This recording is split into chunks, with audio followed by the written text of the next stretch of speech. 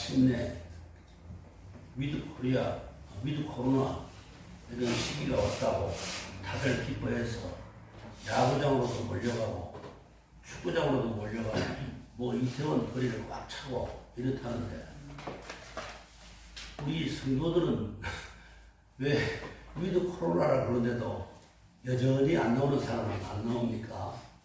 참 이해가 안 가죠. 나는 근데 그 비밀을 압니다. 왜 안 나오는지요. With Jesus Christ가 안 되기 때문입니다.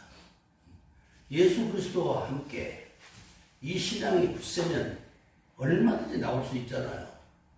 With 코로나는 믿는데 왜 With Jesus Christ를 못 믿습니까? 이게 이러한 신앙이 아직도 우리 성도들한테 연결지 못했구나 이 생각을 하면서 혼자서 조금 탄식을 했습니다. 언제나 그리스도와 함께 이거 잊으면 안 됩니다. 그리스도와 함께 있으면 오늘 이 본문에도 나오지만 뭐 어떤 사망이나 생명이나 뭐 높음이나 기쁨이나 어떤 상황에서도 그리스도의 사랑에서 끊을 수 없느니라 그러시잖아요. 믿고 하면 그동안 우리 하나님께서 우리 성도들 잘 지켜주셨잖아요. 이 코로나 긴 기간 동안에 한 명의 확진자도 안 나왔고 잘 지켜주셨어요. 가정마다 아무도 없었잖아. 그런 사람이요. 감사해야죠. 잘 지켜주고 계신데 근데도 못 믿고 아직도 겁내합니다. 세상 사람들은 겁이 없이 그냥 뭐 야구장으로 막 몰려가는데 그렇게 겁이 많아요. 왜 못 나와요? 참 답답하죠. 자, 본문으로 들어가겠습니다. 오늘 본문에서는 우리가 도무지 아닙니다 라고 대답할 수 없는 5가지 질문을 던지고 있습니다. 노라고 대답할 수 없다는 거죠. 31절 보십시다. 만일 하나님이 우리를 위하시면 누가 우리를 대적하리요? 아닙니다. 대답할 수 없죠. 하나님이 우리를 위하신다는데 아닙니다. 이렇게 대답할 수 있어요. 도저히 거부할 수 없는 질문입니다. 32절에 어찌 그 아들과 함께 모든 것을 우리에게 주시지 아니하시겠느냐? 33절에 누가 능히 하나님께서 택하신 자들을 고발하리요? 34절에 누가 정죄하리요? 36절에 누가 우리를 그리스도의 사랑에서 끊으리요? 이 5가지 질문입니다. 도저히 거부할 수 없는 5가지 질문, 이 질문의 의미를 한번 상고해 보려고 합니다. 첫 번째, 하나님이 우리를 위하시면 누가 우리를 대적하리요? 라는 질문입니다. 대적이라고 하는 것은 우리를 멸망시키기 위해서 우리와 정면으로 맞서는 적을 가리킵니다. 우리의 대적이 그러면 누굴까요? 근본적으로는 누굴까요? 성경은 대적의 주체를 사탄이라고 말합니다. 사탄이 우리의 가장 큰 대적입니다. 사탄이 하나님 나라와 그 백성들을 대적하는 주체라는 것입니다. 그러면 사탄이 어떤 존재입니까? 우리 사탄이라는 말은 많이 들어왔는데 사탄의 정체를 여러분들이 근본부터 잘 아는지 모르겠어요. 이사야서 14장 12절 14절을 한번 펼쳐보세요. 한번 여러분들 이사야 찾아가지고 제가 읽어볼 때 여러분들은 성경을 눈으로 따라 읽어주시기 바랍니다. 너 아침의 아들 계명성이여 어찌 그리 하늘에서 떨어졌으며 너 열국을 높은 자여 어찌 그리 땅에 찍혔는고 내가 내 마음에 이르기를 내가 하늘에 올라 하나님의 뭇별 위에 내 자리를 높이리라. 내가 북극 지폐의 산 위에 앉으리라. 가장 높은 구름에 올라가 지극히 높은 자와 같아지리라 하는도다. 하나님과 같아지겠다. 바로 그런 말을 하고 있는 존재가 바로 사탄입니다. 사탄은 원래 하나님의 보좌 곁을 지키던 천사장 루시퍼였습니다. 그런데 이 천사장이 극도로 교만해졌어요. 많은 권한을 갖고 있다 보니까 극도로 교만해져서 하나님과 같아져야 되겠다. 같아지리라. 아주 교만이 머리 꼭대기까지 찬 것입니다. 하나님과 같아지려고 하다가 하나님의 진노를 받아서 천상에서 쫓겨난 영적 존재입니다. 이 천상에서 쫓겨난 사탄이 어둠의 세상 주관자가 되어서 공중권세를 잡고 악령들을 이끌면서 하나님의 나라와 성도들을 지금도 대적하고 있는 것입니다. 최후의 심판 때까지 그렇게 도전하면서 하나님께 도전하면서 또 우리 하나님의 교회와 성도들을 괴롭히면서 그렇게 그날까지 그렇게 덤벼들 것입니다. 그래서 우리의 씨름은 혈과 육을 상대하는 것이 아니요 통치자들과 권세들과 이 어둠의 세상 주관자들과 하늘에 있는 악의 영들에 대함이라. 에베소서 6장 12절에 그렇게 말씀하고 있는 것입니다. 우리의 씨름은, 우리의 싸움은, 영적 싸움은 하늘에 있는 악의 영들에 대함이라. 악령들을 대함이라. 그런 말씀입니다. 또 베드로전서 5장 8절에 그래서 이렇게 말씀하잖아요. 너희 대적 마귀가 우는 사자와 같이 뚫어 다니며 삼킬 자를 찾나니 지금도 호시탐탐 성도들을 노리면서 성도들을 공격하고 있는 것입니다. 어떤 경로를 통해서든지 성도들을 자꾸 흔들고 쉐이킹 한다고 말해요. 쉐이킹 막 흔들고 막 덤비고 공격하고 유혹하고 시험하고 그런 일을 되풀이 한다는 것입니다. 우리 신자들은요 대적 마귀의 유혹에 빠져서 죄의 종이 되었을 때가 가장 심각한 상황입니다.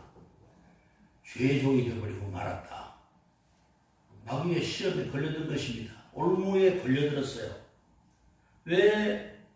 왜냐하면 그 결과가 사망입니다. 그리고 저주고 심판이기 때문입니다.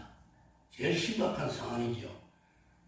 사탄은 교묘하고 다양한 수책을 써서 어떻게 하든지 신자를 유혹하고 시험하고 넘어뜨려서 하나님을 배반하도록 획책하는 것입니다. 여기에 넘어가면 안 돼요. 이런 마귀의 시험이 나와 가장 가까운 친구를 통해서도 올 수 있고 가족들을 통해서도 올 수 있고 여러 상황을 통해서도 올 수 있습니다. 거기에 내가 말려들어서 넘어지고 같이 마귀가 하는 행동을 같이 맞서서 하게 되면 어떻게 됩니까? 내가 완전히 넘어가는 거죠. 그런 시험에 빠지면 안 돼요. 선으로 악을 이기라.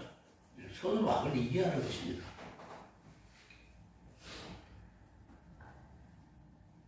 그래서 넘어지면 하나님과 원수되게 만들려고 그렇게 사탄이 항상 우리를 획책하는 것입니다.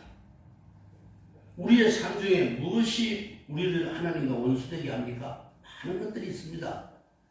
그 중에서도 성경 말씀을 몇 가지를 들어보면 첫째가 세상과 벗된 것이 하나님과 원수됨을 알지 못하느냐.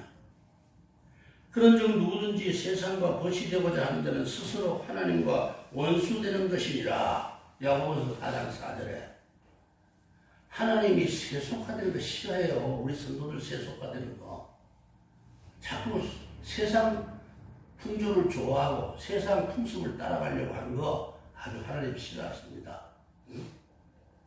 하나님이 특히 싫어하시는 사람이 세속화된 배교자입니다. 세속화된 배교자. 세속화가 심해지다 보면 하나님 떠나게 돼 있어요. 에베소서 4장 18절에 그들의 마음이 굳어짐으로 말미암아 하나님의 생명에서 떠나 있도다. 하나님의 생명에서 떠나 있도다. 사도 바울의 순교 동역자였던 데마가 왜 세상으로 되돌아갔습니까? 하나님보다 세상을 더 사랑했기 때문입니다. 그래서 데마는 이 세상을 사랑하여 나를 버리고 데살로니가로 갔다. 사도 바울이 디모데후서 4장 10절에 그렇게 말하고 있는 것입니다. 데마는 세상을 사랑하여 떠나갔다. 데살로니가로 갔다. 세상 것들을 애착하면은 하나님과 멀어질 수밖에 없는 것입니다. 우리 기독교인들도 너무 요즘 세속화되어 있어요. 저는 그것을 정말 좀 개탄해요. 왜 저렇게 세상 것을 좋아할까? 세상 것 좋아하면 자꾸 빨려 들어가요. 세상 것 좋아하기 시작하면. 신자가 세상 것들을 애착하면 하나님과 멀어질 수밖에 없는 것입니다. 불신자들, 이교도들이 기독교를 반대하는 가장 큰 이유가 무엇입니까? 복음이 세상 풍조를 거스르고 하나님의 법이 세상의 법과 서로 상충하기 때문입니다. 하나님의 법을 따르려고 하면은 세상 법을 안 따라야 되고, 또 세상 법을 따르려고 하면은 하나님의 법을 못 지키게 되는 것입니다. 자연적으로. 서로 상충하기 때문에, 상반되기 때문에 서로 충돌해요. 그렇기 때문에 세상 것 좋아하기 시작하면 하나님과 원수된다고 그랬어요. 하나님과 원수되는데 하나님이 축복을 하시겠습니까? 자꾸 뭐가 따라다녀 그러면 우리 삶 속에 자꾸 따라다녀요. 마귀의 그런 유혹하는 것들이, 실험하는 것들이 자꾸만 들어붙어서 따라다녀요. 그래서 우리의 삶을 괴롭게 만드는 것입니다. 잘 여러분들이 깨달아야 돼요. 신자가 세속화되는 것은 자기의 영혼을 더럽힐 뿐만 아니라 하나님과 원수되게 하는 것입니다. 신자는 세상 속에 섞여 살지만은 우리의 본적은 천국이에요. 천국 시민입니다. 우리의 시민권은 하늘에 있는지라. 빌립보서 3장 20절에 우리의 시민권은 하늘에 있는지라. 우리의 본적은 하늘이에요. 근데 세상에 섞여 산다고 세상 사람과 똑같아지면 안 되는 거죠. 구별되게 살아야 되는 거예요. 구별되게 산다고 뭡니까? 거룩하게 산다. 거룩하다는 말이 구별되다 이 뜻이잖아요. 거룩하게 살아야 되는 거예요. 세상 풍조에 동화돼서도 안 되고 하늘에 속한 성도답게 구별되게 살아야 하는 것입니다. 그런 것들이 가까이 오면요, 내가 이것 때문에 하나님과 멀어지겠구나. 안 되지. 그냥 단칼에 끊어버리듯이 끊을 수 있는 그런 믿음의 결단도 필요하죠. 우리들한테. 그 다음에는 성도가 육신해져서 육신대로 살면 하나님과 멀어지게 됩니다. 영과 육의 싸움에 실패하고는 안 된다. 그 말이에요. 육체의 소욕은 성령을 거스르고 성령은 육체를 거스르나니 이 둘이 서로 대적함으로 너희가 원하는 것을 하지 못하게 하려 함이니라. 갈라디아서 5장 17절에 그렇게 말씀합니다.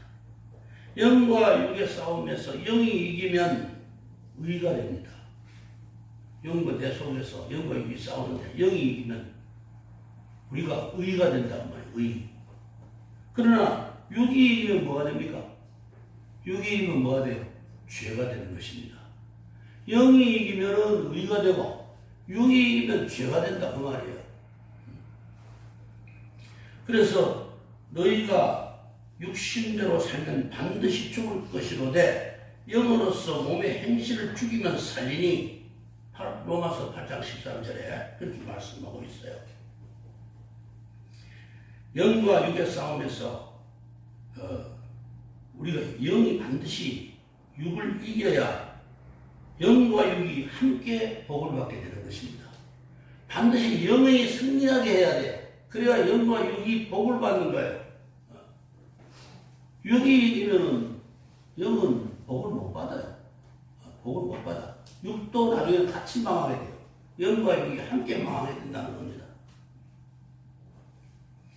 우리가 이 땅에 생존하는 동안에 이 대적의 해로운 영향력에서 벗어나기가 어렵습니다.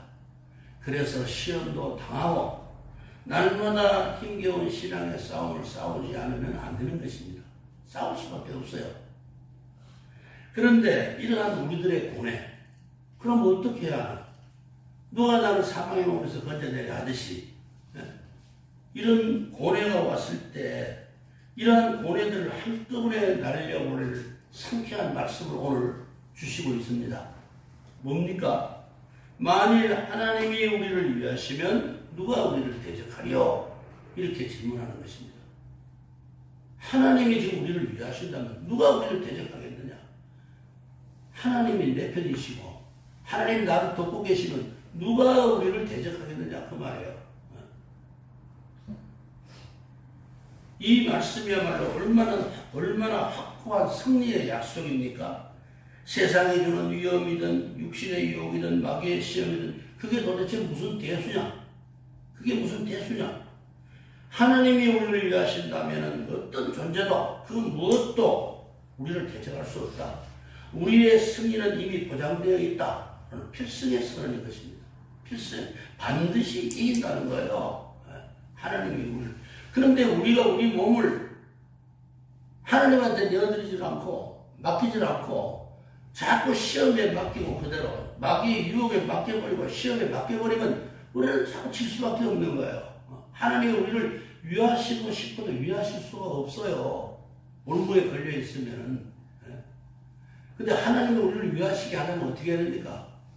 우리의 삶이 하나님과 가까워져야죠. 하나님을 가까이 하라. 그래야만 하나님도 너희를 가까이 하시리라. 이게 상대적입니다. 우리가 하나님 멀리하면 하나님도 멀어져요. 우리가 하나님과 가까이 하면 하나님과 우리가 가까워져요. 상대적이에요. 하나님이 우리가 하나님을 멀리하는데 하나님은 혼자서 그렇게 짝사랑하시면서 우리한테 맨날 다가와서 우리 가까이 그러시지 않아요. 우리가 하나님을 가까이 해야 하나님도 우리를 가까이 하시리라. 조건부예요. 조건부. 자, 두 번째는 어찌 그 아들과 함께 그 모든 것을 우리에게 주시지 아니하시겠느냐라는 질문입니다. 아브라함이 독자 이삭을 제물로 바칠 때 그 마음에 얼마나 큰 고통과 고민이 따랐겠습니까? 하나님께서도 그러셨습니다. 독생자이신 아들 예수 그리스도를 성자를 십자가에 내어주실 때 아브라함이 겪는 그 아픔과 고통, 그거가 뭐가 하나님 더 다르시겠어요? 똑같이 그렇게 아픔을 겪으셨습니다. 하나님께서 독생자 예수 그리스도를 참혹한 고통이 따르는 십자가에 내어주셨습니다. 그렇기 때문에 자기 아들을 아끼지 아니하시고 우리 모든 사람을 위하여 내주신 네가 어찌 그 아들과 함께 그 모든 것을 우리에게 주시지 아니하시겠느냐 32절에 하고 질문하는 것입니다. 아들까지 내어주신 분이 다른 모든 것 왜 너희들한테 주지 않겠느냐? 주시고자 하시면 언제든지 풍성하게 주실 수 있다. 그런 약속이잖아요. 우리가 못 받고 못 누리는 것은 하나님한테 책임 있는 것이 아닙니다. 우리한테 책임이 있어요. 우리들한테 책임이 있는 것입니다. 하나님께서 너희를 위해서 독생자까지 내어주셨다. 그렇다면 하나님께서 너희를 위해 더 이상 무엇을 아끼겠느냐? 아들까지 내어주신 분이 뭘 더 이상 아끼겠느냐는 거예요. 뭘 더 이상 아끼겠느냐. 여러분들 아들 누구한테 내주실 수 있어요? 사랑하는 아들 못 내주십니다. 세상에서 내가 차라리 죽으면 죽었지 내 아들 내 자식을 어떻게 내줍니까? 그런데 그 하나님께서 독생하신 아들을 내어주셨어요. 십자가에 참혹한 고통에 내어주셨습니다. 그 아들까지 내어주신 분이 무엇을 아껴서 더 못 내주시겠느냐? 바로 그런 말씀입니다. 내어주셨다라고 하는 이 말씀은 우리 편에서 볼 때는 거저 받았다. 무조건 받았다. 아무 공로 없이 받았다. 바로 은혜의 선물입니다. 공짜로 받은 것입니다. 우리가 무슨 대가를 치렀습니까? 아무도 지불한 거 없습니다. 마치 하나님께서 우리에게 백지수표를 주신 것과 같은 것입니다. 백지수표. 너 얼마든지 써놔. 다 내가 지불해 줄게. 백지수표 주신 것과 같은 것입니다. 거저 주셨습니다. 하나님께서 그렇게 다양한 은혜와 은사를 우리에게 주셨다는 것입니다. 어느 때는 하나님께서 우리의 험난한 인생에 친구가 되어주시겠다고 약속하십니다. 이제부터는 너희를 종이라 하지 아니하리니 종은 주인이 하는 것을 알지 못함이라 너희를 친구라 하였노니 요한복음 15장 15절에 너희를 친구라 하였다. 하나님이 그 높으신 하나님이 천지 창조주이신 천지 만물의 천지 하나님이 우리같이 보잘것없고 죄 많던 인생을 친구로 하였노니 친구 삼아 친구로 우리를 삼아주시겠다고 그렇게 약속을 하십니다. 때로는 어리석은 우리들의 스승이 되어주십니다. 내가 너의 갈 길을 가르쳐 보이고 너를 주목하여 훈계하리로다. 시편 32편 8절에 너의 갈 길을 가르쳐 보이고 너를 주목하여 훈계하리로다. 스승이 되어주시겠다. 때로는 경제적 후원자가 되어주십니다. 나의 하나님이 그리스도 예수 안에서 영광 가운데 그 풍성한 대로 너희 모든 쓸 것을 채우시리라. 빌립보서 4장 19절. 예수님 잘 믿으면서 끝에 가서 보면은요, 되돌아보면은요, 하나님이 다 채워주셨습니다. 저는 지금 좀 많이 느끼고 있고, 다 채워주십니다. 모든 쓸 것을 채워주시리라. 여러분들이 아닙니다. 이렇게 대답하실 수 있는 분은 한번 해보십시오. 아닙니다. 거부할 수 없어요. 그 다음에 우리가 병중에 있을 때 치료해 주시는 의사가 되어 주십니다. 성경에 약속이 있습니다. 나는 너희를 치료하는 여호와입니다. 출애굽기 15장 26절에 나는 너희를 치료하는 여호와라. 얼마나 고맙고 좋으신 하나님이십니까? 할렐루야 해야 됩니다. 여러분. 할렐루야. 날마다 찬송해야 돼. 찬양해야 돼. 이런 좋으신 분입니다. 이런 좋으신 하나님은 왜 멀어지고 있어요? 자꾸만 하나님 말씀대로 못 살아서 자꾸 하나님과 멀어지고 있어요. 멀어지니까 문제가 생기는 거예요. 세 번째는 누가 능히 하나님께서 택하신 자를 고발하려고 질문입니다. 누가 하나님의 자녀가 된 우리를 죄인으로 고발할 수가 있겠습니까? 고발이란 검사가 피의자를 재판부에 기소하는 첫 단계 절차입니다. 그런데 사탄이 우리의 죄목을 하나하나 들어서 하나님의 법정에 고발한다는 것입니다. 우리를.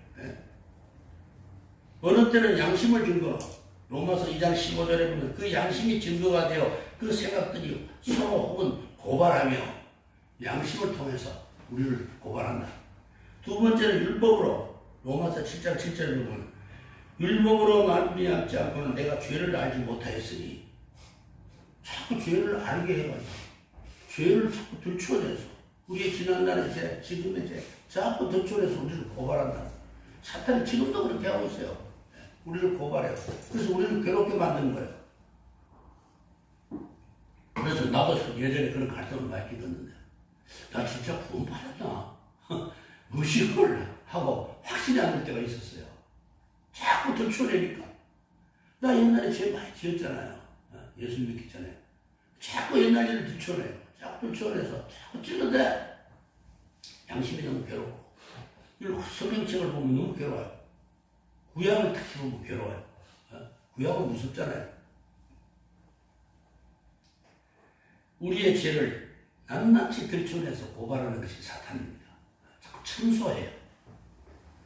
스가랴서 3장에 보면은 대제사장 여호수아가 그 출애굽기 여호수아에서 나오는 여호수아 아니고요. 스가랴에서 나온 대제사장 여호수아가 있습니다. 하나님과 천사들 앞에 섰는데 사탄이 나와서 이 대제사장 여호수아를 고발합니다. 사탄은 대제사장 여호수아가 죄인의 더러운 옷을 입고 있기 때문에 더 이상 제사장 직무를 수행해서는 안 됩니다. 이렇게 고발한 거예요. 이건 천상에서 일어난 일이니까 우리는 그냥 머릿속으로 이렇게 그림 그리듯이 연상만 하시면 됩니다. 그런 일이 있었구나.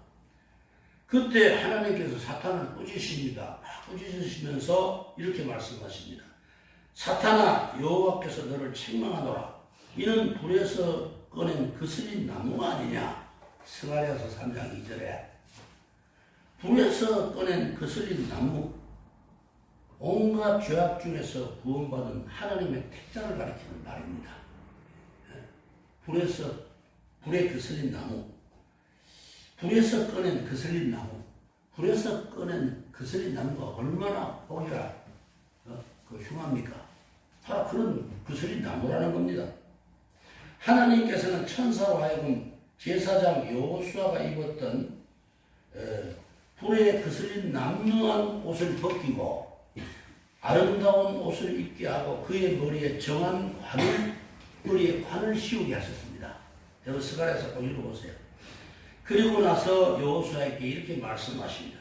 내가 네 죄악을 제거하여 버렸으니 네게 아름다운 옷을 입히리라. 스가랴서 3장 4절에 하나님께서 그의 죄를 사하시고 의롭다고 여겨주셨기 때문에 의인의 아름다운 옷을 입게 된 것입니다. 여호수아가 무죄하고 깨끗했기 때문에 의인의 옷을 입게 된 것이 아닙니다. 하나님이 입혀주신 거예요. 여호수아는 그대로 있어요. 불에 거슬린 나무 그대로 있어요. 그런데 그 옷을 벗기고 천사들을 시켜서 옷을 벗기고 또 새 아름다운 옷을 입히고 아름다운 관을 씌워주신 것은 순전히 하나님께서 하신 일입니다. 우리가 한 것은 아무것도 없어요. 지금 예수님 안에 있는 우리들이 바로 그렇습니다. 우리가 하나님의 어린 양 예수 그리스도를 구주로 믿음으로 말미암아 하나님께서 우리를 의롭다고 여겨주시고 의인의 아름다운 옷을 입혀주신 것입니다. 그렇기 때문에 누가 너희 하나님의 택하신 자를 고발하리요 의롭다 하신 이는 하나님이시니 33절에 지금 그렇게 말씀하고 있는 것입니다. 하나님의 택하신 자를 누가 그렇게 고발한단 말이에요.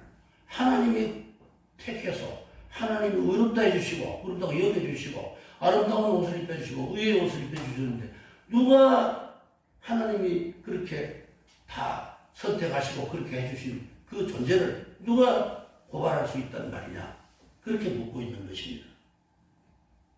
누구도 그렇게 할 수 없습니다. 생각해 보세요. 우리가 도대체 무엇이길래 하나님께서 우리를 이토록 사랑하시고 크고 놀라운 은혜를 부어주신 것입니까? 참 알 수 없잖아요. 이해할 수가 없어요. 하나님 왜 나 같은 이런 불에 거슬린 나무 같은 이런 존재를 왜 무엇 때문에 사랑하시고 이렇게 구원해 주셨을까? 생각하면 생각할수록 감사한 것밖에 없어요. 우리는 다른 무슨 말을 할 뭐가 없어요. 그냥 감사한 것밖에 없어요. 하나님의 무한대의 은총, 끝없는 은총, 그 은총에 의해서 우리가 무조건적인 선택을 이뤘기 때문입니다. 조건을 달고 우리를 구원하신 게 아니에요. 하나님의 긍휼을 입고 우리가 하나님의 지명에 의해서 부름받고 선택받은 거예요. 하나님 너 내 자녀야, 내 백성이야. 그냥 불러주신 거예요. 자, 우리는 그렇게 구원받은 사람들입니다. 얼마나 감사합니까? 다른 유기된 사람들, 평생을 하나님 믿지 못하고 거부하다가 그렇게 결국은 심판대로 가는 사람들 한번 비교해 보세요. 우리가 뭐 때문에 무슨 존재길래 이렇게 하나님의 큰 사랑을 받은 것입니까? 우리는 그냥 다른 거 아무 할 말이 없어요. 에베소서 1장 3절에 찬송하리로다. 사도 바울이 찬송할 밖에 없어. 이 은혜가 너무 감사한 것밖에 느껴보니까 찬송하리로다. 감사하리로다. 이거밖에 없어요.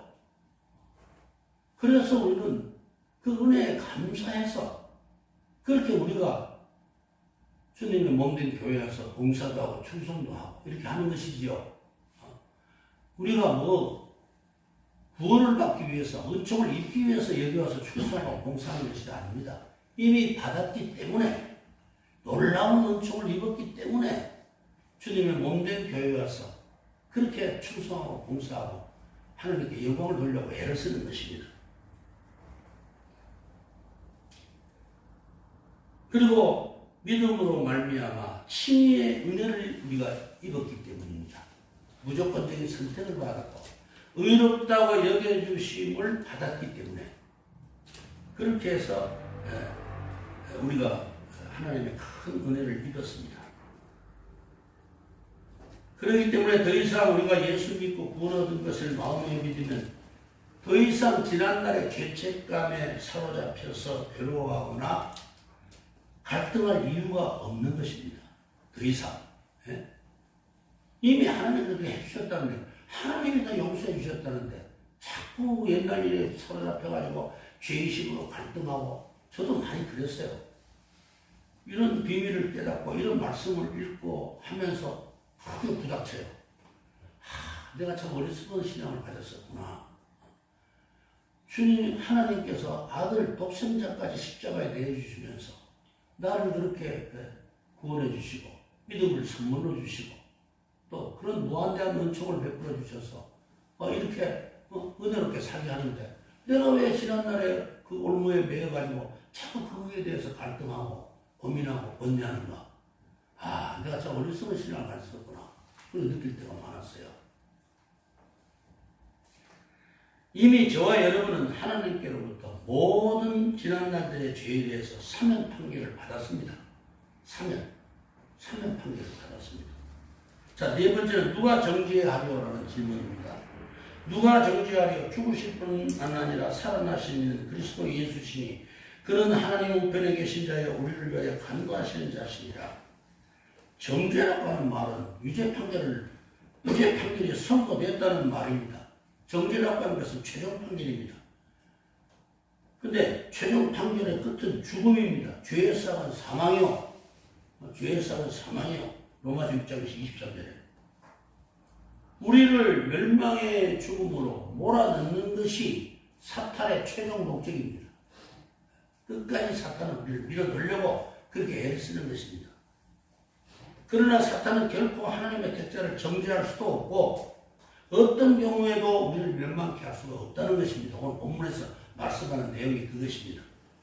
그 이유가 뭡니까?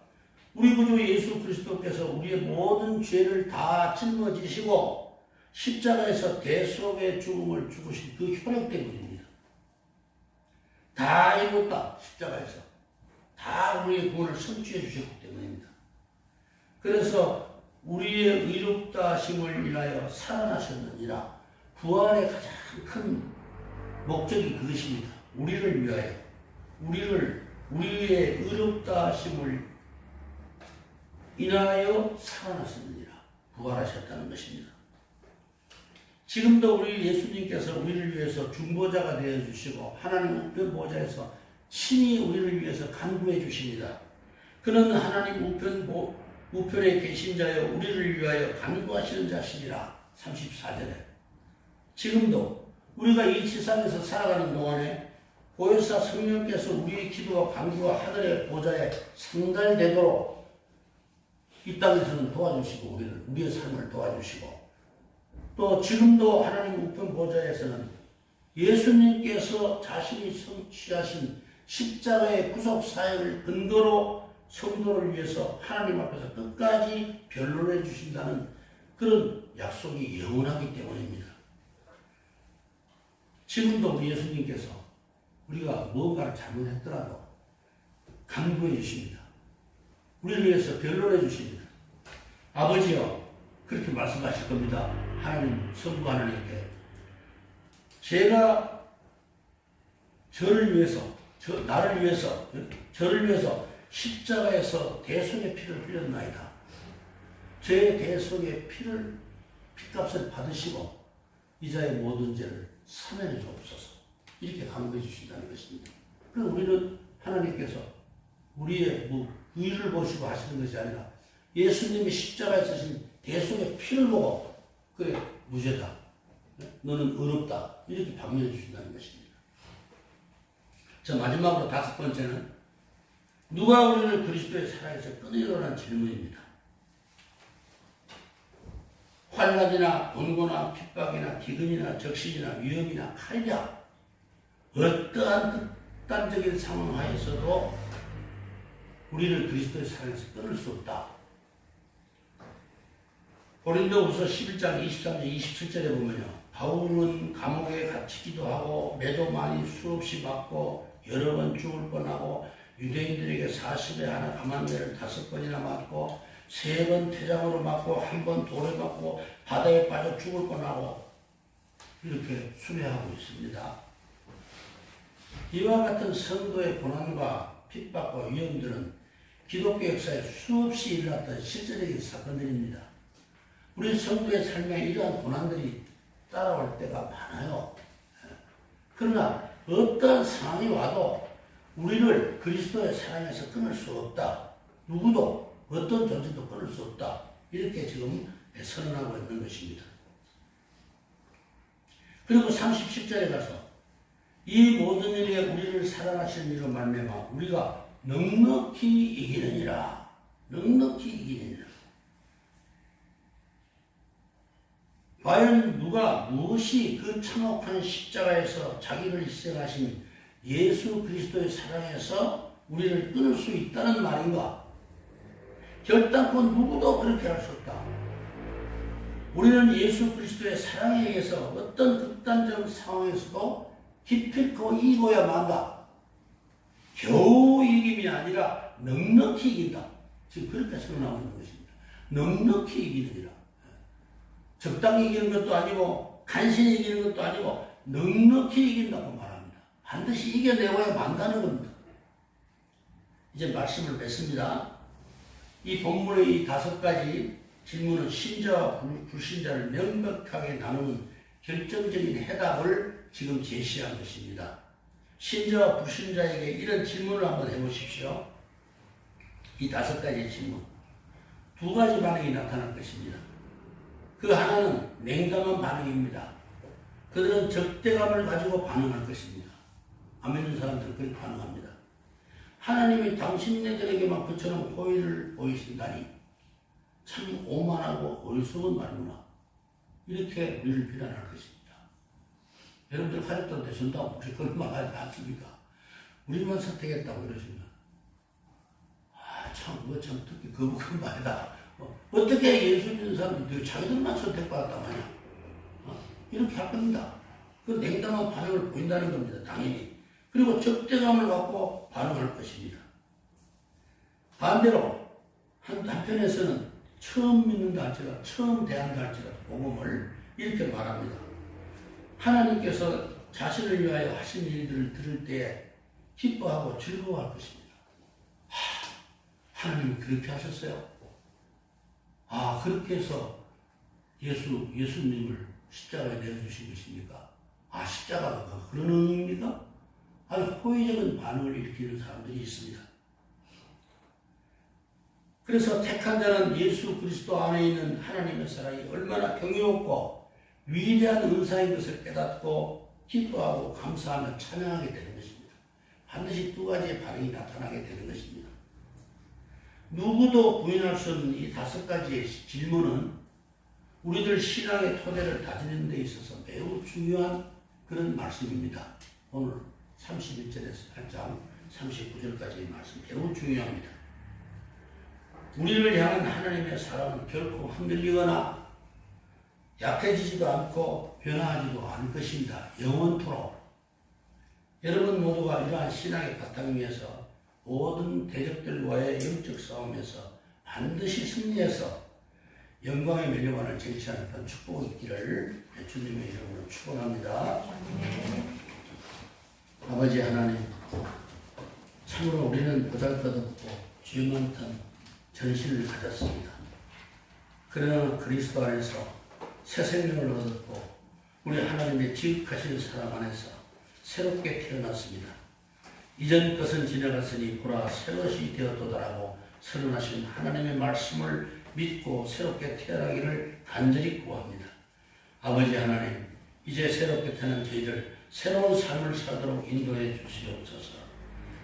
옛 것을 다 벗어버리고 새로운 삶을 시작할 수 있도록 새로운 생각을 저희들에게 허락하시고 새로운 결단을 주시고 새로운 삶을 시작할 수 있도록 인도하여 주시옵소서. 자비로우신 아버지 하나님, 코로나의 위기 속에서도 우리를 지금까지 지켜주신 하나님의 은혜를 감사하고 또 감사합니다. 우리 사랑하는 성도들의 가정마다 운동자처럼 지켜주시고 보호해주심을 감사드립니다. 앞으로 남은 기간도 코로나가 완전히 이 땅에서 종식될 때까지 우리 성도들 지켜보호하여 주시옵소서. 간절히 빌고 원하오며 우리 구주 예수 그리스도의 이름으로 기도드리옵나이다. 아멘.